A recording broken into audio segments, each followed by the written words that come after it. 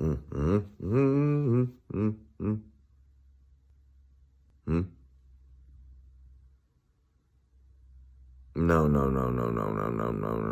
not one of the celebrities that I like.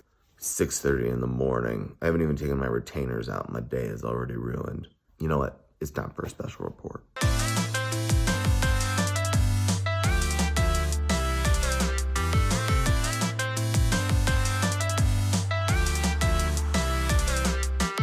How am I supposed to do a special report when I haven't even had any coffee? Ooh, Capitalism Coffee, that should actually be a brand. We should do that at capitalism.com. And the tagline would just be, because Nazi Germany had terrible coffee. Now, I don't mean to insult your intelligence, but Mark Ruffalo already did this morning. So a quick definition. When we talk about capitalism, what are we talking about? That capitalism is simply the system that we set up to trade with one another. Somebody made this coffee in this coffee machine. Someone made something and someone else wants it. Someone else wants to use it, buy it, consume it, whatever. And capitalism is the rules in the system that we set up to define how we're going to trade with one another. And we sometimes disagree on what the rules should be, and that's okay. But the question is simply, how do we trade with one another? Now, there's some people who think we shouldn't trade with each other at all. They think that we shouldn't have any capitalism. No matter what, human beings are always going to say, you got this thing, I got this thing, let's get together and powwow about this. Because our goods and services have to come from somewhere, and if we're not trading them, then they either don't get made or we have to make them ourselves. Some people think that the government provides things, and that's simply not the case. Government is one of the forms in which we trade with one another.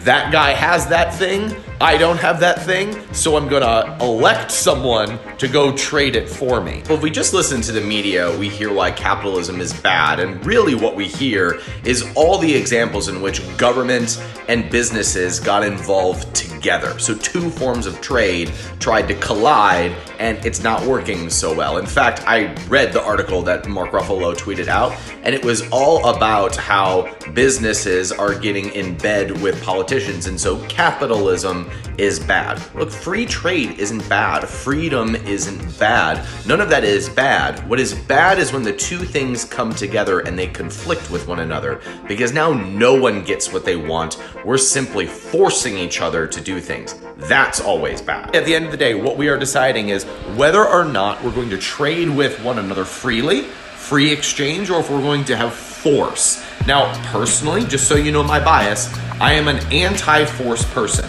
I am anti-war, I am anti-theft, I am anti-making people do anything that they do not want to do. So I'm also against the government coming in and saying what you can buy, what you can't buy, what someone else should sell, and what someone else can't sell.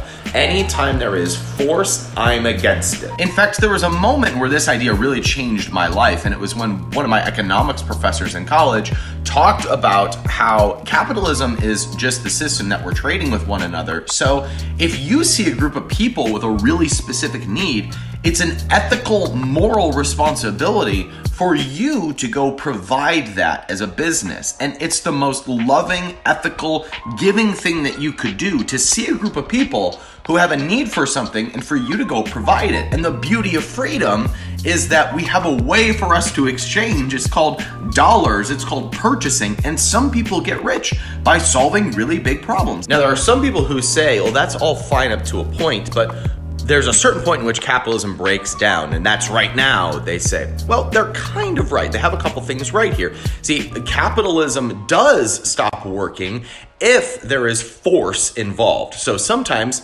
businesses get really big and they start making deals with politicians. And it's really not a problem until the politician gets involved. It's not a problem until the government is now doing the bidding of the business rather than the bidding of the people. So when you've got force involved with something that should be freedom, that's where it's really bad. But this is true on the other side too. Government is bad when there is force involved. Government can be very helpful, but the minute that it comes in and forces people to do things, it becomes very bad. Force bad, freedom good. Capitalism requires three ideas in order to continue to do really good things. And they're allow people to own things, encourage people to create things, and incentivize people to serve one another. Anything that argues that there shouldn't be ownership, like you shouldn't own things and you shouldn't own the responsibility of your life, it's a form of anti-capitalism. In fact, the reason, and I hate to use this cliche, but the reason why Adolf Hitler was able to rise to power was because Germany was really economically depressed after World War I. Hitler stood up there and said, it's not our fault, it's these people's fault. It's the rich people's fault. That's why we're all suppressed and having hard times. So Hitler was able to rise to power because he used force to blame people. So here's an irony of ironies. When you hear people say that Donald Trump is the next Hitler, just remember that Hitler rose to power because he got people to hate on the rich. Just think about that one. So there has to be ownership. There has to be ownership over property, your house, where you live, your stuff. You have private property rights. You should own things. That's actually how you get rich too. You should own things that put money into your pocket. Subscribe to the channel for more on that type of content. Number 2, we have to be encouraged to create things. So there has to be a system through which we are incentivized to create good stuff, create ideas, create good work, create products and services. And that's the profit motive. That's the idea that if I do something really well, you might like it, you might buy more from me. And number 3, we have to have a system through which we're encouraged to serve one another. And the way that we do that is just have as much free trade as possible. Because if I know you've got something that I want, then I'm incentivized to serve you so that I am served in return. So finally, if capitalism is so great, I think so, it's why I own the word on the internet. Why do we have so much anti-capitalism in the world? And it's very simply how our brains work. Our brains are made to look for problems. Your brains only see the problems in the world that you live in. So it's actually totally normal to see problems in the world and then blame something for it. It feels really good to not have to take ownership for our responsibilities and to simply blame the system or blame the president or blame whoever we want to blame. That just doesn't change anything. If you want to create change, it starts with you. And if you see a problem, it starts with you deciding to take ownership of that problem, creating something about that problem, and serving people who are suffering from that problem. We can't boil the ocean. We can only change ourselves. So if you want change, it starts with you. And capitalism is the system through which we trade with one another in order to solve those problems.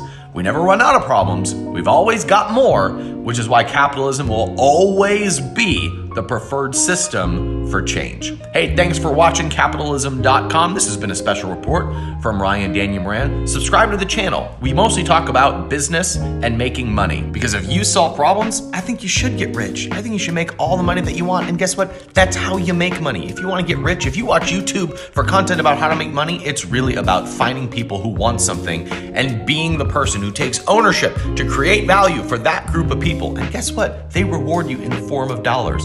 It's a beautiful system. Capitalism is like the system through which the world incentivizes us all to serve one another. So be kind to one another, be creative, and operate from a place of making this world a little bit better. And then we won't have to fight so much about whether or not there should be capitalism. There should be.